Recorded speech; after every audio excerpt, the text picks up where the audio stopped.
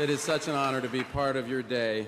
It's an honor to be here with you, with your friends, your professors, and your parents. But let's be honest, this is an honor I didn't really earn.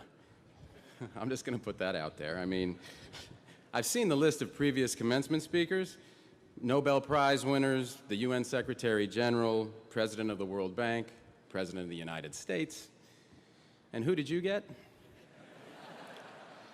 The guy who did the voice for a cartoon horse. If you're wondering which cartoon horse, that's Spirit, Stallion of the Cimarron, a movie some of you might have grown up watching. It's definitely one of my best performances as a cartoon horse. Well, look, I don't even have a college degree. As you might have heard, I went to Harvard. I just didn't graduate from Harvard. I got pretty close, but I started to get movie roles, and I didn't finish all my courses. But I put on a cap and gown, and I walked with my class. My mom and dad and brother were there and everything. I just never got an actual degree. You could say I kind of fake graduated. So you can imagine how excited I was when President Reif called to invite me to speak at the MIT commencement. And then you can imagine how sorry I was to learn that the MIT commencement speaker does not get to go home with a degree. So yes, for the second time in my life, I am fake graduating from a college in my hometown. And my mom and my dad and my brother are here again. And this time I brought my wife and my 4 kids. So welcome, kids, to your dad's second fake graduation. You must be so proud. So as I said, my mom is here. She's a professor, so she knows the value of an MIT degree. She also knows that I couldn't have gotten in here. I mean, Harvard, you know, barely. Or a safety school like Yale. Look, I'm not running for any kind of office. I can say pretty much whatever I want up here. No, I couldn't have gotten in here, but I did grow up here. I grew up in the neighborhood, in the shadow of this imposing place. My brother Kyle and I and my friend Ben Affleck, brilliant guy, good guy, never really amounted to much. We all grew up right here in Central Square, children of this sometimes rocky marriage between this city and its great institutions. To us, MIT was kind of like the man, this big, impressive, impersonal force. At least that was our provincial, knee-jerk teenage reaction, anyway. And then Ben and I shot a movie here. And one of the scenes in Good Will Hunting was based on something that actually happened to my brother, Kyle. He was visiting a physicist that we knew at MIT, and he was walking down the infinite corridor.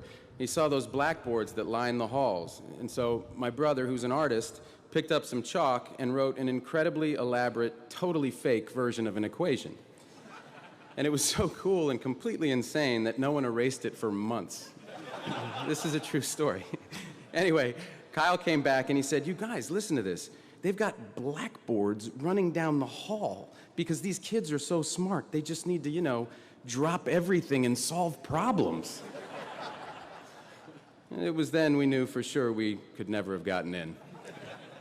But like I said, we later made a movie here which did not go unnoticed on campus. In fact, I'd like to read you some actual lines, some selected passages from the review of Good Will Hunting in the MIT school paper.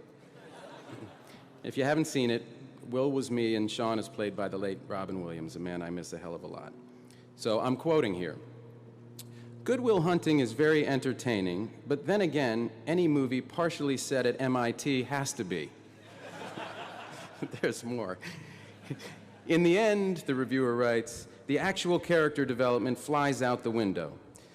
Will and Sean talk, bond, solve each other's problems, and then cry and hug each other. After said crying and hugging, the movie ends. Such feel-good pretentiousness is definitely not my mug of eggnog." Well, that kind of hurts. But don't worry, I know now better than to cry at MIT. But look, I'm happy to be here anyway. I might still be a knee-jerk teenager in key respects, but I know an amazing school when I see it. We're lucky to have MIT in Boston, and we're lucky it draws the people that it does, people like you from around the world. I mean, you're working on some crazy stuff in these buildings, stuff that would freak me out if I actually understood it. Theories, models, paradigm shifts. I'm going to tell you about one that's been on my mind. Simulation theory. Most of you have probably heard of this. Maybe you even took a class with Max Tegmark. But for the uninitiated, there's a philosopher named Nick Bostrom at Oxford, and he's postulated if there's a truly advanced form of intelligence out there in the universe, it's probably advanced enough to run simulations of entire worlds, maybe trillions of them, maybe even our own. So the basic idea, as I understand it, is that we could be living in a massive simulation run by a far smarter civilization, like a giant computer game, and we don't even know it. And here's the thing. A lot of physicists, a lot of cosmologists, they won't rule it out. I just watched a discussion online a few weeks back. It was moderated by Neil deGrasse Tyson of the Hayden Planetarium, and by and large, the panel couldn't and wouldn't give a definitive answer. Tyson himself put the odds at 50-50. Now, I'm not sure how scientific that was, but it had numbers in it, so I was impressed. But it got me to thinking, what if this, all of this, is a simulation? I mean, it's a crazy idea, but what if it is? And if there are multiple simulations, how come we have to be in the one where Donald Trump becomes the Republican nominee for president?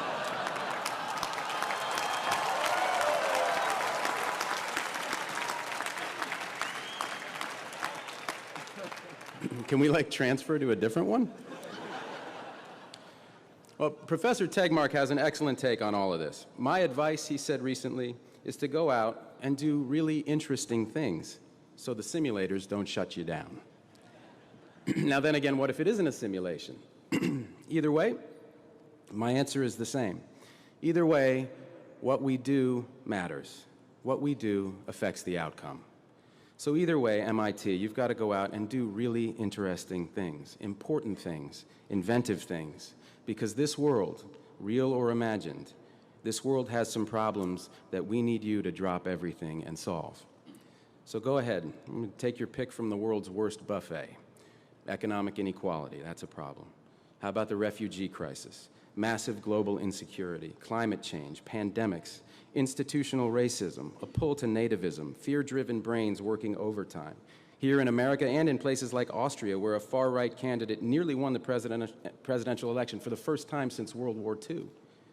Or the Brexit, for God's sakes, that insane idea that the best path for Britain is to cut loose from Europe and drift out to sea. I mean, what is Europe even going to look like in 25 years?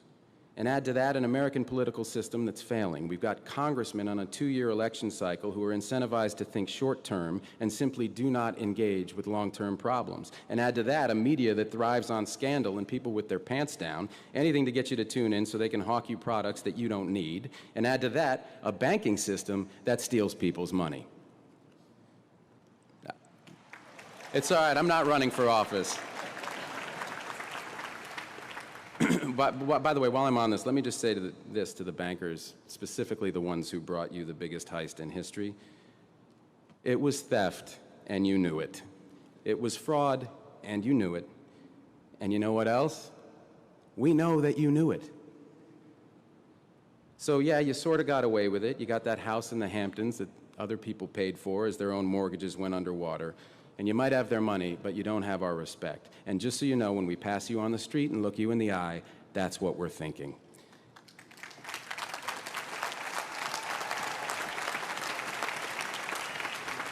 And I don't know if justice is coming for you in this life or the next, but if justice does come for you in this life, her name will be Elizabeth Warren. All right, so before my little banking digression, I rattled off a bunch of big problems, and a natural response is to tune out and turn away. But before you step out into our big troubled world, I want to pass along a piece of advice that Bill Clinton offered me a little over a decade ago. Actually, when he said it, it felt less like advice and more like a direct order. What he said was, turn toward the problems you see. You have to engage and turn towards the problems that you see. Except it sounded like, turn towards the problems that you see. But when he said this to me, he literally turned his body for emphasis towards me. No, listen, it seemed kind of simple at the time, but the older I get, the more wisdom I see in this. That is what I want to urge you to do today, to turn towards the problems that you see and engage with them. Walk right up to them, look them in the eye, and then look yourself in the eye and decide what you're going to do about them. Now, in my experience, there is just no substitute for actually going and seeing these things. I owe this insight, like many others, to my mom. When I was a teenager, Mom thought it was important for us to see the world outside of Boston. And I don't just mean Framingham. She took us to places like Guatemala, where we saw extreme poverty up close, and it changed my whole frame of reference. And I think it was that same impulse that took my brother and me to Zambia in 2006 as part of the One campaign, the organization that Bono founded to fight desperate and what he calls stupid poverty and preventable disease in the developing world. And on that trip, in a small community, I met this girl, and I walked with her to a nearby bore well where she could get clean water. She'd just come home from school, and I knew the reason that she was able to go to school at all was clean water.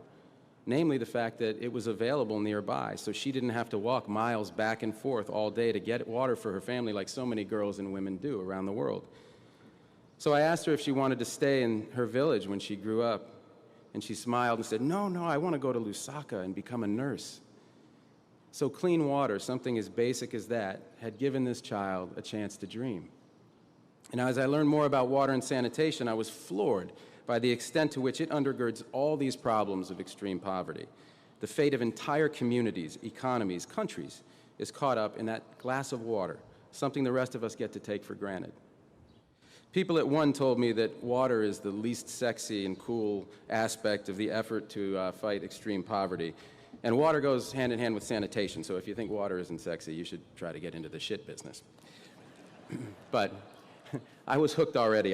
The enormity of it, the complexity of the issue, it just hooked me. And getting out in the world and meeting people like this little girl is what put me on the path to starting Water.org with a brilliant civil engineer named Gary White. And for Gary and me, seeing the world and its problems, its possibilities, heightened our disbelief that so many people, millions, 660 million in fact, can't get a safe, clean drink of water or a clean private place to go to the bathroom. There are more people with a cell phone than access to a toilet on our planet. And this heightened our determination to do something about it. Now, you see some tough things out there, but you also see life-changing joy, and it all changes you. There was a refugee crisis back in '09 that I read about in this amazing article in the New York Times. People were streaming across the border of Zimbabwe to a little town in northern South Africa called Messina. Well, I was working in South Africa at the time, so I went up to Messina to see for myself what was going on. I spent a day speaking with women who had made this perilous journey across the Limpopo River, dodging bandits on one side, crocodiles in the river, bandits on the other. Every woman that I spoke to that day had been raped. Every single one, on one side of the river or both. And at the end of my time there, I met a woman who was so positive, she was so joyful. She had just been given her papers, so she'd been granted political asylum in South Africa. And in the midst of this joyful conversation, I mustered up my courage and I said, ma'am, do you mind my asking, were you assaulted on your journey to South Africa? And she replied, still smiling, oh yes, I was raped, but I have my papers now, and those bastards didn't get my dignity.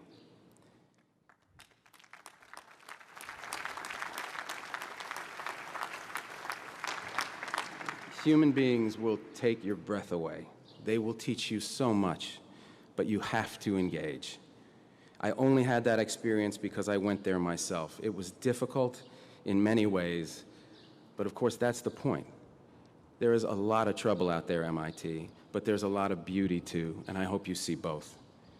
But again, the point is not to become some kind of well-rounded, high-minded voyeur. The point is to eliminate your blind spots, the things that keep us from grasping the bigger picture. And look, even though I grew up in this neighborhood, in this incredible multicultural neighborhood that was a little rough at that time, I find myself here before you as a middle-aged American white male movie star. I don't have a clue where my blind spots begin and end. But looking at the world as it is and engaging with it is the first step towards identifying our blind spots. And that's when we can really start to understand ourselves better and begin to solve some problems. And with that as your goal, there's a few more things I hope you'll keep in mind. First, you're going to fail sometimes, and that's a good thing. For all the amazing successes I've been lucky to share in, few things have shaped me more than the auditions that Ben and I used to go on as young actors, where we'd get on a bus, we'd show up in New York, we'd wait our turn, we'd cry our hearts out for a scene, and then be told, okay, thanks, meaning game over. We used to call it being okay, thanks. And those experiences became our armor. All right, now you're thinking, great, thanks, Matt. Failure is good, thanks a ton. Tell me something I didn't hear at my high school graduation. To which I say, okay, I will. You know the real danger for MIT graduates?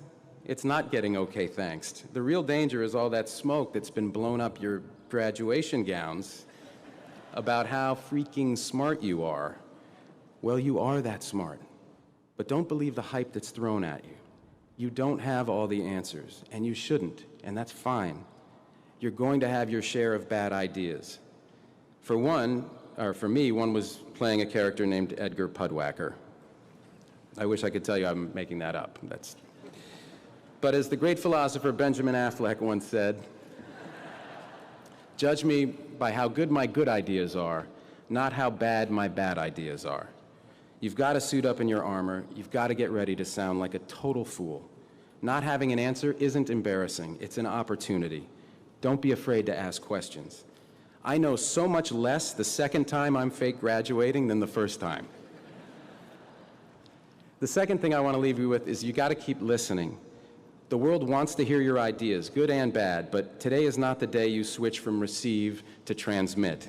Once you do that, your education is over, and your education should never be over. Even outside of your work, there are always ways to keep challenging yourself. Listen to online lectures. I just retook a philosophy course that I took at Harvard when I was 19. You go to MIT OpenCourseWare, go to waitbutwhy.com, go to TED.com. I'm told there's even a Trump University. I have no earthly idea what they teach there. But whatever you do, just keep listening, even to people you don't agree with at all. I love what President Obama said at Howard University's commencement last month. He said, democracy requires compromise even when you are 100% right. I heard that and thought, here is a man who has been happily married for a long time. Not that the First Lady has ever been wrong about anything. Just like my wife, never wrong. Not even when she decided last month that in a family with 4 kids, what was missing in our lives was a 3rd rescue dog. That was an outstanding decision, honey, and I love you.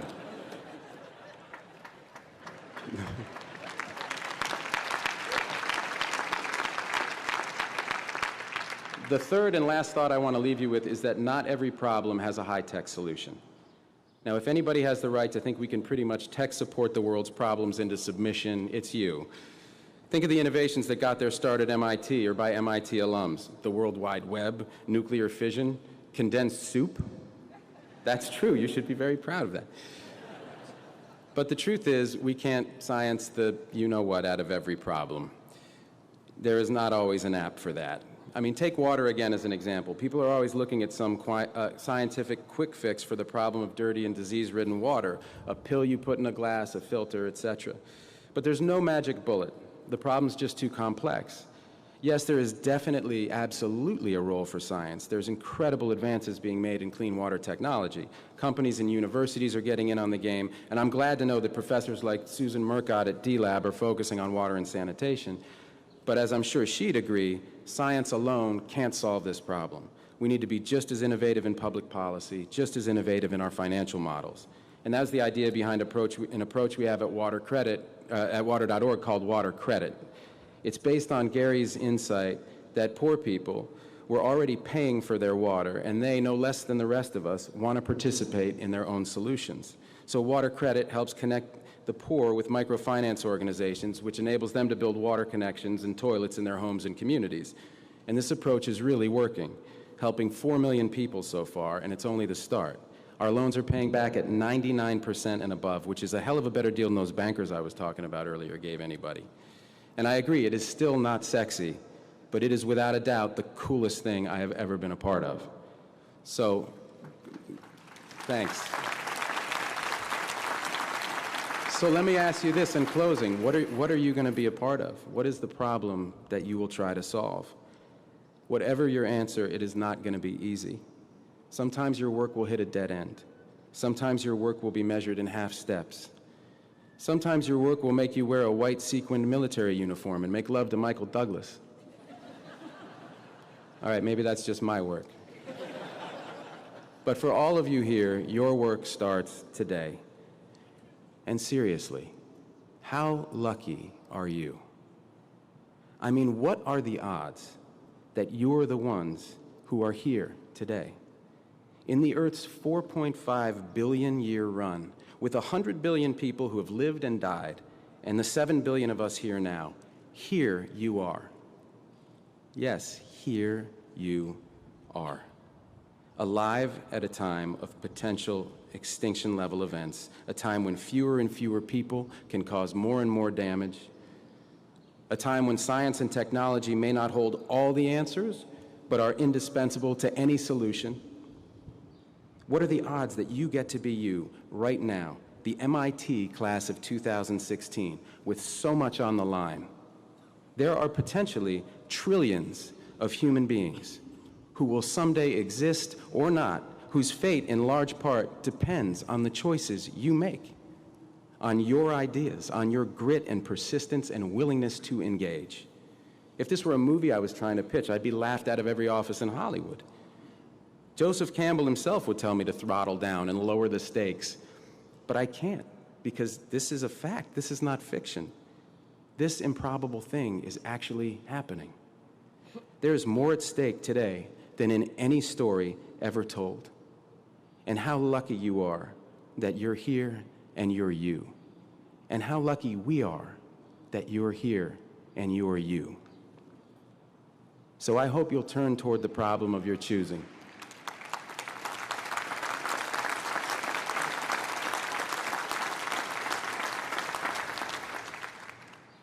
I hope you'll turn toward the problem of your choosing. I hope you'll drop everything, and I hope you'll solve it. This is your life, class of 2016. This is your moment, and it is all down to you. Ready, player one, your game begins now. Thank you. Congratulations.